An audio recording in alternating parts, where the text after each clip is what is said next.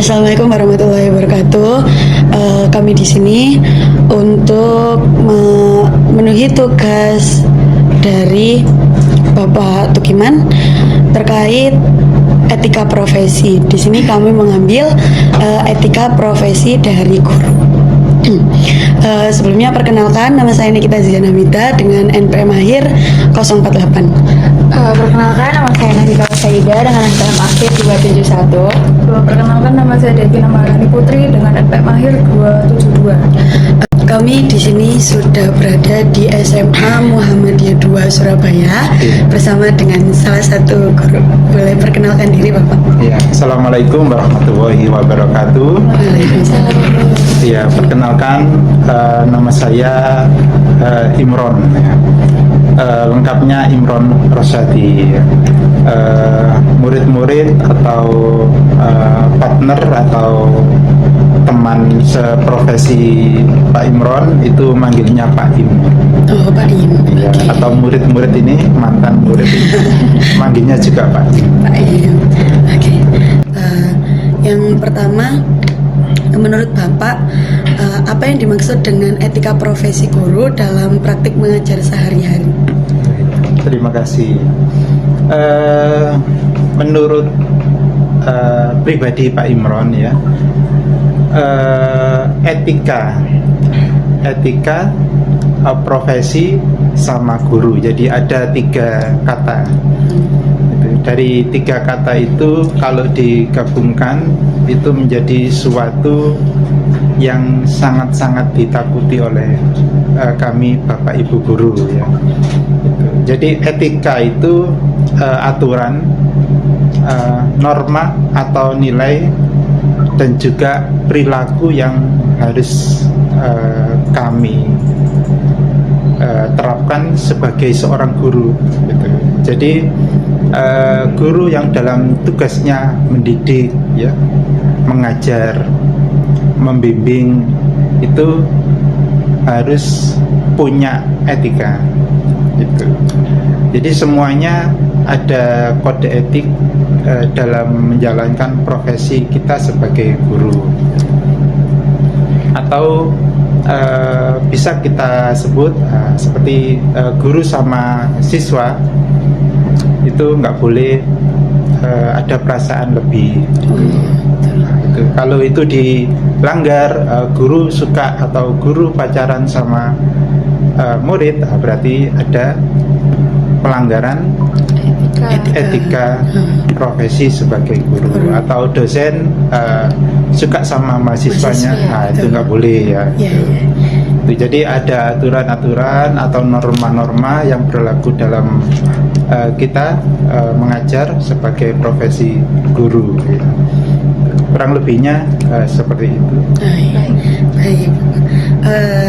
Lalu buat di sini bagaimana sih cara Pak Im sendiri untuk menjaga sikap profesional ketika menghadapi siswa yang punya perilaku tuh sulit di kelas gitu Pak? Murid itu kalau kita menganggapnya sebagai anak itu akan mudah kita bilangin atau kita nasihati. Tetapi ketika anak itu tidak kita anggap sebagai anak kita, itu kayaknya susah. Karena kalau kita analogikan atau kita lihat dalam kehidupan sehari-hari, di sekolah itu hanya 8 jam. Jadi anak-anak itu di sekolah itu 8 jam.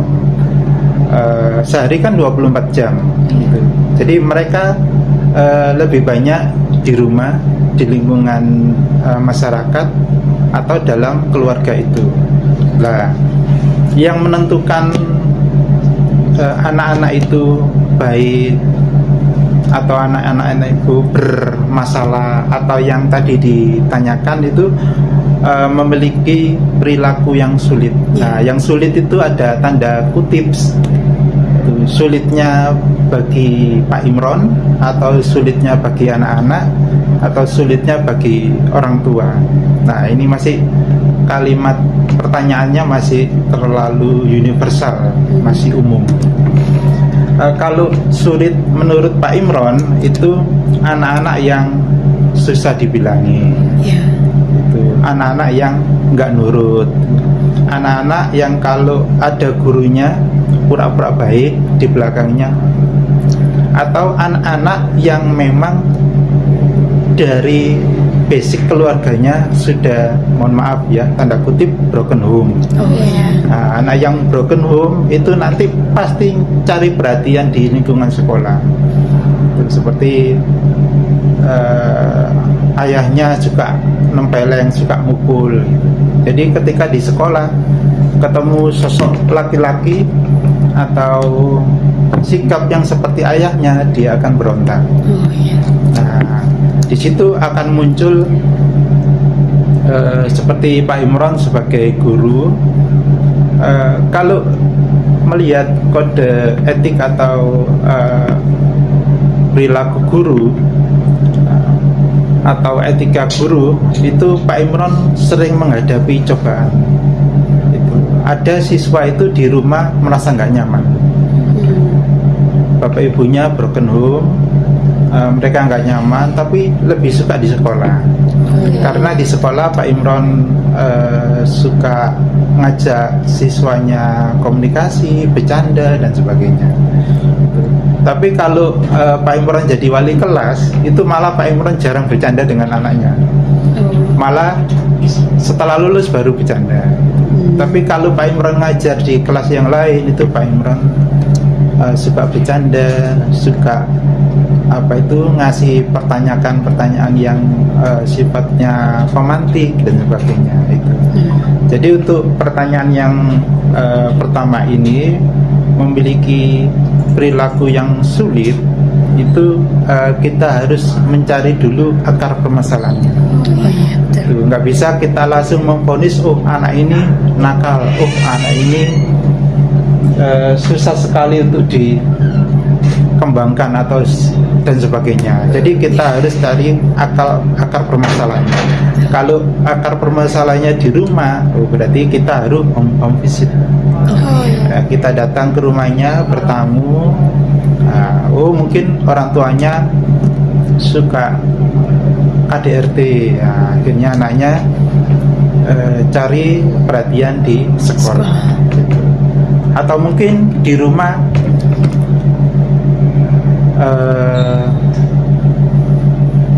mohon maaf, anak orang miskin, mau makan, mau jajan, mau apa susah, akhirnya di sekolah dia majuki temannya gitu. Jadi akarnya itu dicari dulu, nanti baru bisa mencari solusinya. Atau mungkin karena miskin, pulang sekolah dia harus bekerja paruh waktu, ngamen atau apa, atau perkoran dan sebagainya. Akhirnya ketika di sekolah sudah capek, ngantuk, atau di sekolah sudah nggak fokus dan sebagainya. Kita cari akar masalahnya, nanti baru kita cari solusi, nanti diimplementasikan.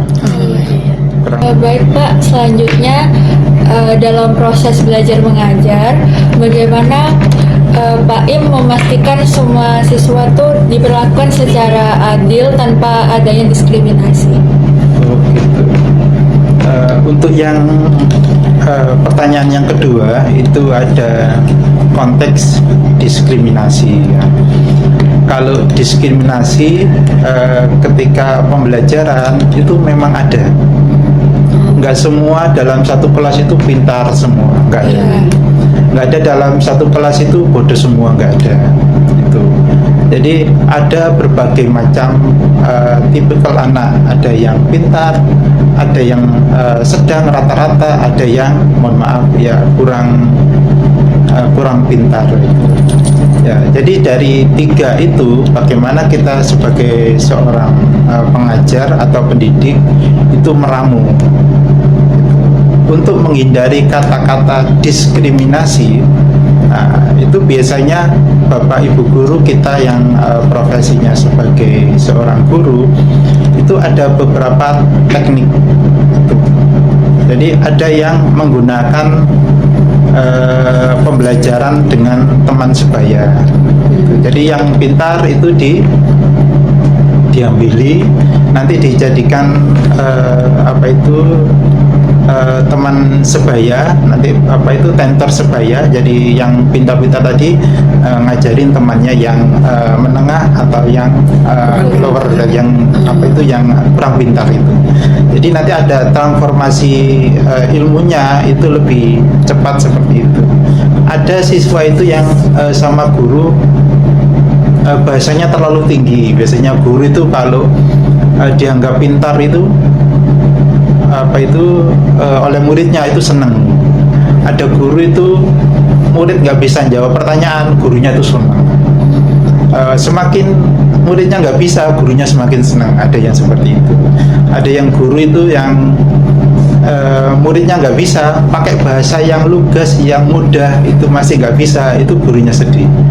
Intinya pengen muridnya bisa semua. Nah, teknik-teknik itu biasanya dimiliki oleh Bapak Ibu guru, tapi biasanya berdasarkan jam terbangnya. Kalau gurunya profesi itu sudah lama, biasanya gurunya itu gampang adaptasi. Oh, ini anak nakal.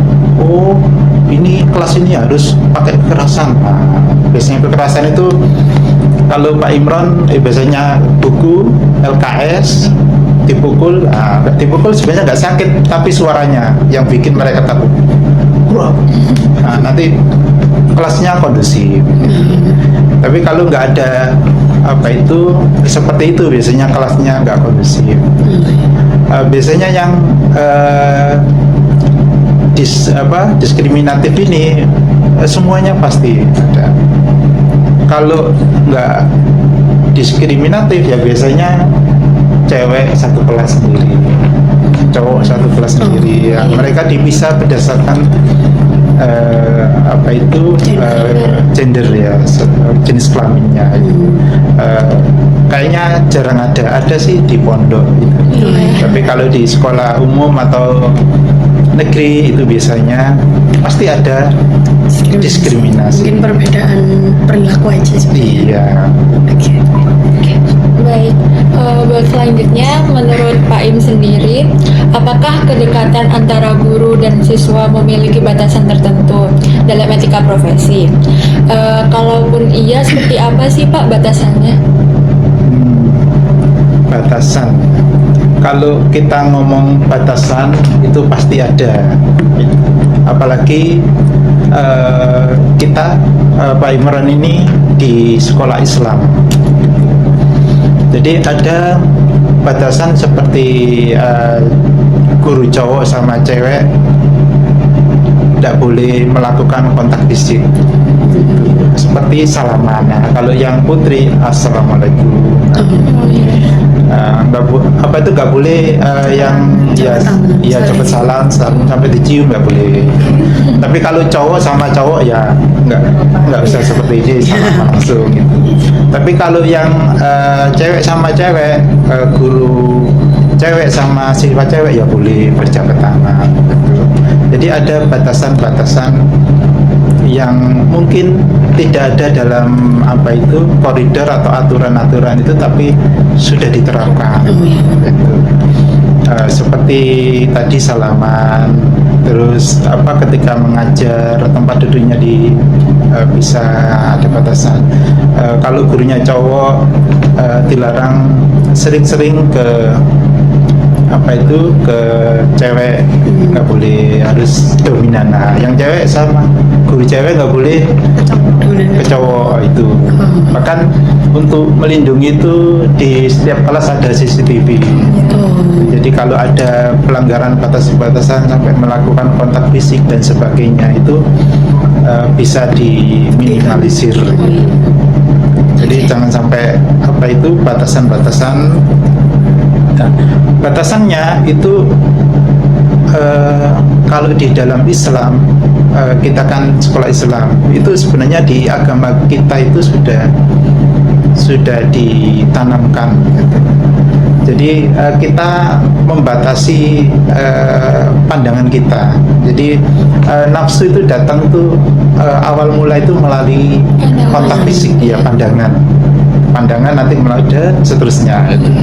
Jadi di Islam itu yang boleh saling memandang itu pedagang sama pembeli. Nah, itu boleh melakukan kontak apa itu pandangan, bukan fisik ya. Saling memandang itu boleh. Dokter sama pasien itu boleh. Dan juga ya guru sama siswa. Jadi ada batasan-batasan yang harus kami jaga dan juga menjalankan syariat Islam. Kalau orang itu nggak punya pegangan agama, ya akhirnya nanti actionnya menghukum, tapi yang dihukum yang siswi putri itu. Kami yang cowok, bapak ibu guru yang laki-laki itu nggak boleh menghukum yang cewek melalui kontak fisik, jewer apa itu, meskipun benerin hijabnya nggak boleh gitu. Jadi ada batasan-batasan yang mungkin tertulis dan juga tidak tertulis. Jika kami melanggar itu ada SOP-nya. Jadi kami dapat teguran sama seperti siswa dapat SP. SP1, SP2, SP3 itu. Dan jika nanti kami melanggar maka akan dikeluarkan dari lembaga ini. Itu ada batasan-batasan kami sebagai pengajar. Terima kasih. Lalu bagaimana sikap etis yang seharusnya dilakukan guru ketika mengetahui ada siswa yang melakukan pelanggaran seperti menyontek, Pak? Menyontek. Menyontek ketika ulangan atau menyontek ketika pembelajaran? Ujian. Ujian di Semamda itu pakai CBT. Pakai CBT. Jadi mereka pakai laptop. Kadangkala pengawasnya kan di belakang gitu. Kadangkala anak-anak itu membantu orang tua dengan menaikkan nilainya, tapi dengan menurunkan kejujuran. Nah, itu ketika kejujurannya hilang, itu segala macam cara digunakan. Yang kemarin terakhir itu semester ganjil itu kami sebut kayak sindikat. Itu ketika ujian ada sindikat itu. Jadi ada di Semamda itu ada namanya tim peduli siswa. Tim itu yang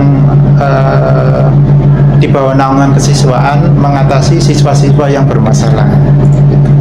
Ya, termasuk yang sulit tadi yang jenengan tanyakan tadi. Nah, ketika ujian itu CCTV kan masih nyala. Itu ada koordinator namanya Pak Darwis, itu mungkin kenal ya. Pak Darwis itu koordinator tim peduli siswa. Jadi beliau itu di depan CCTV melihat. Jadi ketika ujian itu tiba-tiba ada anak yang keluar. Ternyata di kamar mandi mereka ngobrol, sharing, berbagi jawaban. Nanti kembali lagi. Itu yang sederhana. Ada juga yang langsung ketemu di depan langsung kembali lagi, ada yang seperti itu. Tapi yang kemarin itu beda. Jadi mereka itu kalau dibilang itu ada kayak joki. Jadi mereka itu ada guru LBB. Nah, ini akhirnya dari pihak Semamda itu langsung mutus LBB itu nggak boleh. Biasanya kan rapotan ada yang ngasih brosur, itu nggak boleh. Soalnya ketika ujian itu LBB itu salah satu oknum. LBB-nya mohon maaf tidak bisa Pak Im sebutkan. LBB itu di grup WA itu gurunya itu ngerjakan, nanti jawabannya ini. Nah, soalnya kan diajak. Nah, kita anak-anak juga nggak tahu ini nomor berapa itu. Ternyata anak-anak itu pakai apa itu smartphone yang ada WA-nya itu. Ya akhirnya ya smartwatch itu. Akhirnya di smartwatch itu mereka komunikasi dan sebagainya. Ternyata kecanggihan itu disalahgunakan. Terus akhirnya tim peduli siswa pada dari situ setiap menit 25 menit itu mesti ada oknum yang keluar. Itu akhirnya dicurigai, ditangkap, terus akhirnya ditanya-tanya dan sebagainya. Terus dinilai dilihat di CBT-nya nilainya bagus gitu. Nah, kami nggak menghukum gitu. Tapi kami memanggil itu, mengatasinya kami mengambil kebetulan di tempat ini juga itu. Ketika dilihat, kok nilainya 100. Biasanya guru kan dapat nilai 100 itu senang. Murid dapat nilai 100 berarti proses pembelajaran sukses berhasil. Tapi ini beda. Muridnya dapat nilai 100 kok nggak seneng guru ini. Ditanya guru mapelnya, si A ini di kelas aktif atau pintar atau gimana? Kok nilainya 100? Duh, nggak mungkin. Nah, itu dari situ akhirnya kami manggil, ada jeda tempat duduknya. Setelah itu soalnya di print, tidak pakai CBT, di print, disuruh ngerjakan. Ternyata hasil di CBT dengan hasil yang manual itu beda. Dari situ akhirnya orang tuanya dipanggil, terus HP-nya disita, terus di password disuruh buka. Ternyata ada grup. Dari grup itu terus dibuka semuanya dari berbagai kelas. Itu di LBB yang sama. Jadi kami nyebutnya dulu itu kemarin sih tahun 2025 kemarin. Itu nyebutnya sindikat ujian. Terus gurunya paling ini gurunya gitu. Nah, terus akhirnya ketahuan guru ini. Akhirnya dari situ kami dari SMA itu melarang LBB itu untuk promo di sekolah kami. Terus anak-anak itu nilainya langsung diturunkan, nggak boleh KKM, harus dibawa KKM. Terus akhirnya orang tuanya mohon maaf, anaknya juga membuat surat pernyataan di atas materai tidak akan mengulangi lagi. Tuh, kenapa kok harus bermaterai? Itu karena ada kekuatan hukum. Dan juga langsung kena SP1. Nah, kalau SP1 itu ada di sini ada namanya manajemen diri. Nanti dia akan dibawa ke barak militer. Itu selama kurang lebih 5 hari 4 malam. 5 hari 4 malam itu serasa setahun bagi anak. Itu kurang lebihnya contoh dari pelanggaran menyontek. Itu dari Pak Imron. Mohon maaf jika ada kata-kata yang kurang berkenan, kalau ada salah-salahnya atau sesuatu yang tidak sesuai. Sudah sangat cukup ya. Terima kasih banyak Bapak Imron ya sudah mau kita wawancari untuk etika profesi guru. Itu dari kami untuk teman-teman. Terima kasih banyak yang sudah mendengarkan. Wassalamualaikum warahmatullahi wabarakatuh.